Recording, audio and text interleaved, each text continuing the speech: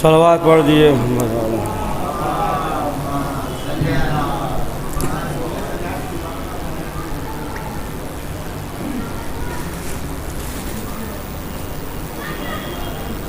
جناب ناظم صاحب سے گزارش سے آ جائیے، شعراء بھی آپ لوگ بھی آ جائیے، رضوان صاحب، عارف صاحب آ جائیے اس کو پڑھنا۔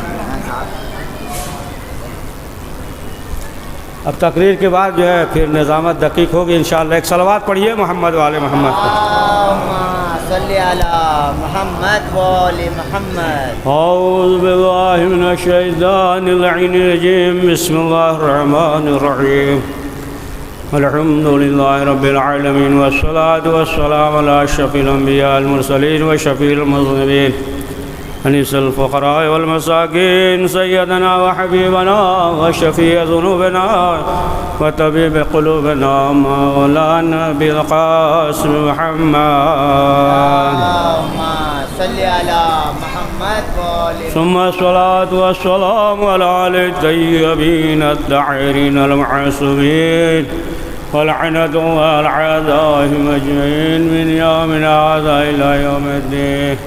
أما بعد فقد قال الله تبارك وتعالى في كتابه المجيد وفرقانه الحميد، بسم الله الرحمن الرحيم، وما خلقت الجن والانس الا ليعبدون۔ صلوات پڑھے محمد وآل محمد۔ اللهم صل على محمد وآل محمد۔ فیضان محترم، سورہ ذاریات میں ارشاد ہو رہا ہے آیت نمبر 56 کہ جن و انس ما سوا اس کے کہ پروردگار نے جو خلق کیا ہے تو وہ عبادت کے لیے، اور تمام چیزیں اللہ کی عبادت تسبیح کرتی ہیں۔ اور اگر آپ غور کریں تو جتنے بھی اس دنیا میں جتنے بھی انسان عبادت کر رہے ہیں، سجدہ کر رہے ہیں، تو تمام جو ہے سجدہ کرنے والوں کے سید و سردار امام زین العابدین علیہ السلام، اللهم صل على محمد وآل محمد۔ امام کی ولادت کی تاریخ ہے، ظاہر سی بات ہے کہ ایسے پرمسرت موقع پہ کہ 15 جمادی اولیٰ 38 ہجری چوتھے امام زین العابدین علیہ السلام اللهم صل على محمد ولادت کی تاریخ، لہذا ایسے موقع پہ آپ تمام حضرات، تمام مومنین حاضرین و غائبین کی خدمت میں مبارکباد پیش کرتے ہیں، اور اپنی طرف سے اور آپ کی طرف سے وقت کے امام زمانہ علیہ السلام کی خدمت میں تبریک اللهم صل على محمد پیش کرتے ہیں۔ وآل محمد۔ تو عزیزان محترم، سید الساجدین زین العابدین امام کا جو لقب ہے، اور ظاہر سی بات ہے کہ جو اہل بیت معصومین علیہ السلام عبادت کرتے تھے، وہ کیا مقام ہے، کیا منزلت ہے، کیا مرتبہ ہے، آپ ان سے اندازہ کریں کہ انسان جو ہے درک نہیں کر سکتا کہ جو اہل بیت علیہ السلام کے ارد گرد رہتے تھے ان کی عبادت کا کیا مقام ہے۔ ملتا ہے تاریخ میں، ملتا ہے کہ ملائک کائنات حضرت علی ابن ابی طالب علیہ السلام اللهم صل على محمد وآل محمد کے شاہنے والے جانثار جناب ربیع یعنی خواجہ ربیع، اب اس سے اندازہ لگائیں بہرحال کہ جو افراد ایران گئے ہوں گے، مشہد گئے ہوں گے تو ان کی زیارت بھی کی ہوگی، اور جب 8ویں امام کو ہارون نے بلایا تو 8ویں امام نے فرمایا کہ خراسان جانے کا ایک فائدہ یہ ہوگا کہ ہم جو ہے خواجہ ربیع کی قبر پہ تلاوت کریں گے، فاتحہ پڑھیں گے۔ اب اس سے بھی آپ اندازہ لگائیں کہ جو اہل بیت معصومین علیہ السلام کے ارد گرد رہتے تھے، تو اہل سنت کے مشہور عالم دین ابن اسیر وہ لکھتے ہیں، خواجہ ربیع کے سلسلے سے وہ بیان کرتے ہیں کہ ایک مرتبہ یہی خواجہ ربیع جو نماز پڑھ رہے تھے، عبادت کر رہے تھے، اور ان کے پاس ایک قیمتی گھوڑا تھا 20,000 درہم کا۔ یہ نماز پڑھ رہے تھے تو کیا دیکھا کہ ایک چور آیا اور گھوڑا لے کر جانے لگا۔ بعد میں جب لوگوں کو معلوم ہوا تو لوگ ان کے پاس آئے اور آنے کے بعد کہا کہ بڑا افسوس ہوا کہ چلے ان کی خدمت میں کہہ دیا جائے، قیمتی گھوڑا ہے نا چلا گیا، بڑا افسوس ہوا۔ تو اب جو لوگ آئے اور جیسے یہ کہا کہ ہم نے یہ سنا ہے کہ 20,000 کا گھوڑا چوری ہو گیا، چور لے کر گیا، بڑا افسوس ہوا۔ تو انہوں نے یہ کہا کہ جب چور لے جا رہا تھا تو ہم دیکھ رہے تھے۔ تب لوگوں نے کہا جب دیکھ رہے تھے تب تو پکڑ لینا چاہیے تھا، عبادت کر رہے تھے۔ تو کہا کہ نہیں دیکھو، ہم جو ہے جس کی عبادت کر رہے تھے، نماز پڑھ رہے تھے، جس کی بارگاہ میں تھے، تو وہ جو ہے 20,000 درہم سے بھی زیادہ قیمتی تھا، یعنی عبادت کر رہے تھے۔ تو اب آپ اندازہ لگائیں کہ اگر انسان کے دل میں شوق بندگی پیدا ہو جائے، شوق عبادت پیدا ہو جائے، تو پھر دنیا کے نقصان کو نقصان نہیں سمجھتا۔ یہ اہل بیت معصومین علیہ السلام کے ارد گرد تھے۔ تو سب سے اہم عبادت جو یہی نماز سب سے اہم عبادت، یہ قبول تو سب قبول۔ تو ایک شخص چوتھے امام کی خدمت میں حاضر ہوا، سوال کرنے لگا۔ اب وہ حاضر وہ روایت کرتے سوال کرنے لگا اسی عبادت کے سلسلے سے، نماز کے سلسلے سے بہت سے سوالات کیے۔ تو اس نے سوال کیا نماز شب، نماز نوافل وغیرہ دیگر اس کے سلسلے سے سوال کیا۔ تو اس نے چوتھے امام سے سوال کیا کہ یہ بتائیے کہ افتتاح نماز کیا ہے؟ تو امام نے کہا تکبیرۃ الاحرام، تکبیر کہنا۔ پھر پوچھا برہان نماز کیا ہے؟ سنیے بہت دقیق بات ہے، امام نے جواب دیا، کہا برہان نماز کیا ہے؟ امام نے کہا کہ قرأت۔ پھر پوچھا کہ خضوع نماز کیا ہے؟ تو امام نے کہا کہ سجدگاہ کی طرف نگاہ ہونا ہے۔ پھر اس نے جو ہے سوال کیا کہ یہ بتائیے کہ تحریم نماز کیا ہے؟ تو کہا تکبیر۔ پھر سوال کیا کہ یہ بتائیے کہ آخر نماز کیا ہے، یعنی تمام۔ تو امام نے فرمایا تعقیبات۔ پھر سوال کیا کہ جوہر نماز کیا ہے؟ امام نے فرمایا تسبیحات۔ پھر سوال کیا کہ قبول نماز کیا ہے؟ تو چوتھے امام نے فرمایا کہ محمد و آل محمد پہ صلوات پڑھنا۔ اللہم صلی علی محمد۔ یہ کمال نماز ہے۔ اور فرمایا کہ یہ بتائیے کہ اب قبول نماز کیا ہے؟ تو امام نے فرمایا کہ ہم اہل بیت سے محبت کرنا اور دشمنوں سے نفرت کرنا، یہ قبول نماز۔ چوتھے امام زین العابدین علیہ السلام نے فرمایا۔ تو اب آپ دیکھیں کہ ظاہر سی بات ہے کہ امام معصومین علیہ السلام کا جو سیرت، اور جو بھی امام کی بارگاہ میں آ جائے، اگر جو ہے سوال کرتا ہے تو امام اسے عطا کرتے ہیں۔ اور کتنا بے بہا گوہر یہ کہ جو امام کی کتاب جو سیف سجادیہ جو دعاؤں کا مجموعہ ہے، کہ تمام چیزیں جو ہے اس میں موجود ہے، یعنی بشارت بھی ہے اس میں، خوشخبری بھی ہے اس میں، دشمنوں کے خلاف جو ہے احتجاج بھی ہے، تمام چیزوں کو یعنی چوتھے امام زین العابدین علیہ السلام اللہم صلی علی محمد و آل محمد نے جو ہے نا یہ بتا دیا کہ کس طریقے سے پروردگار کی بارگاہ میں سوال کیا جاتا ہے۔ یہاں تک آپ دیکھیں کہ جو بھی امام کا چاہنے والا بارگاہ میں آ گیا تو امام عطا کر دیتے، یہاں تک کہ جو امام کا دشمن ہوتا تھا اسے بھی امام معاف کر دیتے تھے، عطا کر دیتے تھے امام۔ شیخ توسی علیہ الرحمہ وہ لکھتے ہیں کہ مکے سے ایک مرتبہ چوتھے امام سفر کر رہے تھے، جا رہے تھے، تو راستے میں ایک ڈاکو مل گیا، چور۔ اس نے امام سے کہا کہ ہم جو ہے آپ کو قتل کر دیں گے۔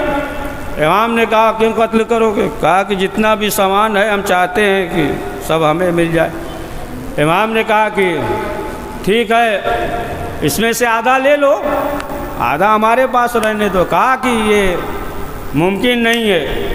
تو امام نے کہا کہ پھر ایسا کرو کہ سب لے لو، تھوڑا بہت ہمیں دے دو تاکہ ہم جو ہے گھر تک پہنچ جائیں۔ کہا یہ بھی ممکن نہیں ہے۔ تو امام نے کہا، چوتھے امام نے، کہ کیا تم اللہ کو حاضر اور ناظر نہیں جانتے؟ تو اس نے کہا کہ اس وقت اللہ سو رہا ہے۔ جب کہا اللہ سو رہا ہے تو دو شیر آئے، اور آنے کے بعد جو ہے ایک طرف سے سر پکڑا، ایک طرف سے پاؤں، اور جیسے ہی پکڑا تو امام نے کہا کہ تم تو یہ کہہ رہے تھے اللہ سو رہا ہے، لیکن اس کے باوجود امام نے اسے معاف کر دیا۔ آپ دیکھیں کہ چوتھے امام، امام زین العابدین علیہ السلام، اللہم صلی علی محمد، سیرت کی جیسا ملتا ہے نا کہ جب خانہ کعبہ پہ ہے نا ایک عورت بھی تھی، ایک مرد بھی ہے نا، اور ہاتھ سے ہاتھ جو ہے نا چپک گیا ہے نا۔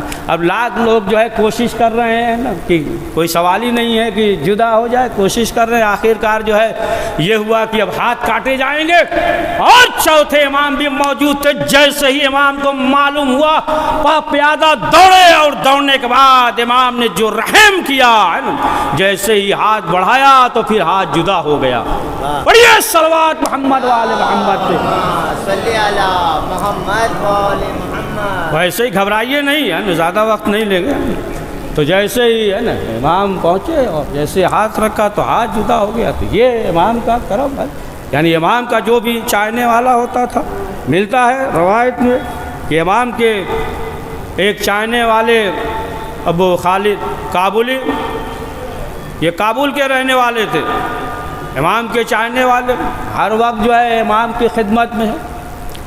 لیکن ایک روز انہوں نے امام سے یہ کہا کہ مولا ہم یہ چاہتے ہیں کہ ہم کابل جائیں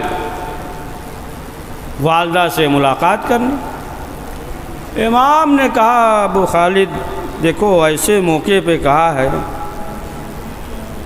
کہ اس وقت جو ہے ہمارے پاس کچھ نہیں ہے کہ تمہیں دیں۔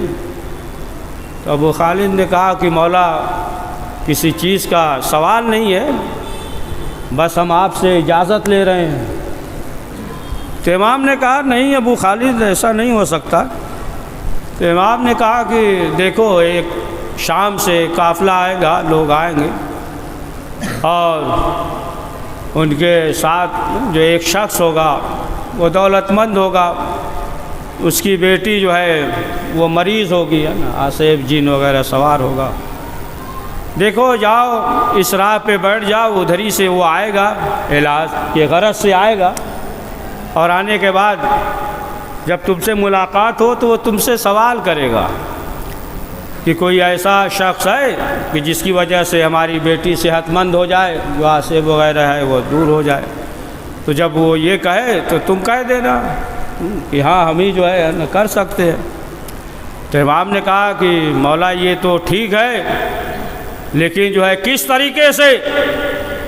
تو امام نے کہا کہ ہمارا نام لے لینا، ہمارا نام لے لینا، کہ علی ابن الحسین نے کہا ہے کان کے قریب کہہ دینا۔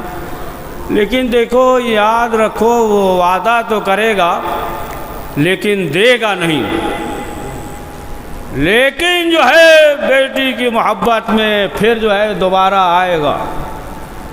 اب جو ہے ابو خالد کابلی وہ راہ میں بیٹھ گئے، ادھر سے وہ قافلہ آیا، وہ شخص جو دولت مند تھا، اس کی لڑکی بیمار تھی، جن وغیرہ سوار تھا۔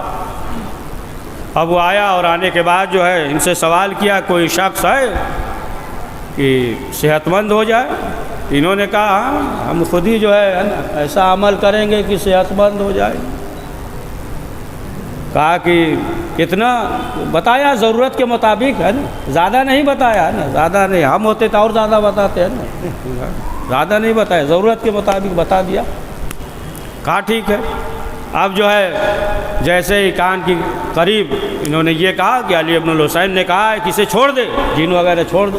اب جو ہے لڑکی صحت مند ہو گئی، لیکن جو وعدہ کیا تھا وہ دیا نہیں، چلا گیا۔ پھر یہ ابو خالد آئے اور امام سے کہا، تو امام نے کہا کہ ہم نے پہلے ہی کہہ دیا تھا کہ یہ دھوکہ دے گا، لیکن گھبراؤ نہیں، یہ جو ہے بیٹی کی محبت میں دوبارہ آئے گا۔ اور آخر کار جو ہے چند روز کے بعد پھر آیا، سنیے بہت دقیق بات ہے، پھر آیا، دوبارہ آیا۔ تو اب جو ہے سوال کیا تو کہا کہ ہاں ٹھیک ہے، لیکن امام کو ضامین بناؤ، ان کے پاس پیسہ رکھ دو۔ اب جو ہے پیسہ رکھ دیا ان کے پاس۔ پھر جو ہے ابو خالد نے یہی کہا، علی ابن الحسین نے کہا ہے کہ چھوڑ کر چلی جا، جن سے ہے نا، چھوڑ کر چلی جا۔ اب جو ہے وہ صحت مند ہو گئی ہے نا، صرف جو ہے چوتھے امام کا نام لیا۔ معلوم یہ ہوا کہ اگر عقیدہ مضبوط ہو، سمجھے آپ، کیا بات ہے، اگر جو ہے محب اہل بیت ہو تو چوتھے امام کا نام لے لے، تو مریض ہے تو صحت مند ہو جائے گا، بھوت آسیب جن یہ سب جو ہے بھاگ جائیں گے۔ پڑھیے صلوات۔ صلی علی محمد و آل محمد۔ تو اگر جو ہے محبت ہے، پڑھے نا، ابھی گھبرا نہیں نہ گئے، ہاں، پڑھیے صلوات پڑھیے۔ اللہم صلی علی، اس سے اچھی صلوات تو ہم مجلس پڑھتے تب آپ پڑھتے ہیں، ہے نا۔ صلی علی محمد و تو چوتھے امام کی سیرت اگر آپ دیکھیں تو ظاہر سی بات ہے کہ جو بھی امام کی خدمت میں حاضر ہو جاتا تھا، امام جو ہے اسے عطا کرتے تھے، عقیدہ ہے، مضبوط ہے۔ روایت میں یہ ملتا ہے کہ چوتھے امام موجود ہیں، تمام جو ہے امام کے چاہنے والے موجود ہیں، لیکن ایک شخص جو مقروض بھی تھا، غریب ہے، اس کے پاس جو ہے کھانے کے لیے کچھ نہیں ہے۔ جب وہ شخص چوتھے امام کے بزم میں حاضر ہوا، اس نے دیکھا کہ تمام دیگر افراد موجود ہیں، لیکن اسی میں جو ہے کچھ منافق بھی موجود تھے، ہے نا۔ ہر بزم میں منافق ہوتے ہیں، ہر بزم میں منافق ہے، بے شک، سب مسئلہ خراب جو کرتے ہیں وہ منافق کرتے ہیں نا۔ بے شک، عین موقع پہ جو ہے نا، عین موقع پہ بھاگ جاتے ہیں۔ اب منافق جو ہے دو راستہ رکھتا ہے، ادھر سے نکل جائے گا یا ادھر سے نکل جائے گا، وہ ہمیشہ دو راستہ رکھتا ہے۔ منافق کو پہچاننا جو ہے یہ بہت ضروری ہے۔ تو منافق بھی تھے اس میں کچھ بیٹھے، ہے نا، منافق بھی تھے۔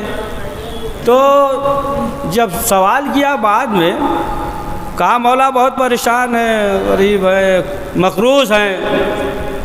تو امام نے کہا کہ ٹھیک ہے، ابھی تو اس وقت کچھ نہیں ہے۔ باہر نکلا۔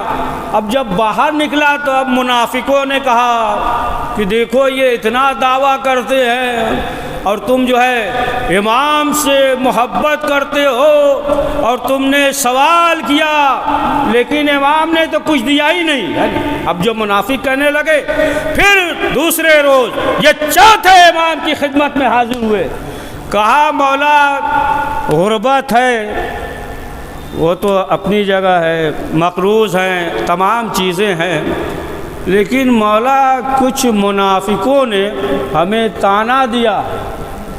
منافقوں نے یہ کہا ہے کہ تم جو ہے ان سے اتنی محبت کرتے ہو، اور یہ بھی دعویٰ کرتے ہیں کہ تمام چیزیں، تمام اختیارات ہمارے ہاتھ میں ہے، لیکن اس کے باوجود تمہیں کچھ نہیں دیا۔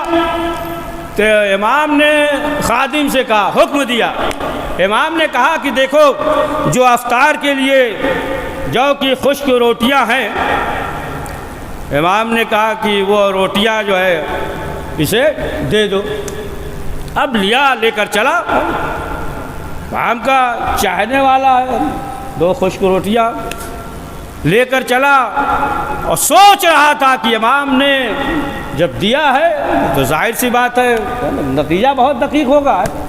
اب چلا، جیسے ہی کچھ دور چلا تو کیا دیکھا کہ ایک شخص جو ہے راستے میں بیٹھا ہوا مچھلی جو ہے وہ فروخت کر رہا ہے، مچھلی فروش فروخت کر رہا ہے، بیچ رہا ہے۔ تو دیکھا کہ مچھلیوں میں باسی مچھلی ہے سمک، ارے باسی مچھلی ہے. تو اس نے سوچا کہ ظاہر سی بات ہے یہ روٹی بھی خشک ہے، دیکھتے ہیں ہو سکتا ہے ایک روٹی پہ دے دے، مچھلی بھی باسی ہے. تو اس نے جو ہے ایک روٹی دیا خشک، کہا کہ مچھلی دے دو. تو اس نے بھی کہا کہ چلو باسی مچھلی ہے نا، کیا حرج ہے، دے دیا، روٹی لے لیا. پھر یہ شخص جو ہے آگے بڑھا.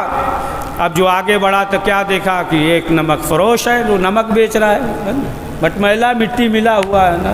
آج والا وہ پیکٹ وکٹ والا نہیں ہے جو روڑی کی طرح تھا ہے نا، تو اس طریقے سے مٹی ملا ہوا فروخت کر رہا ہے.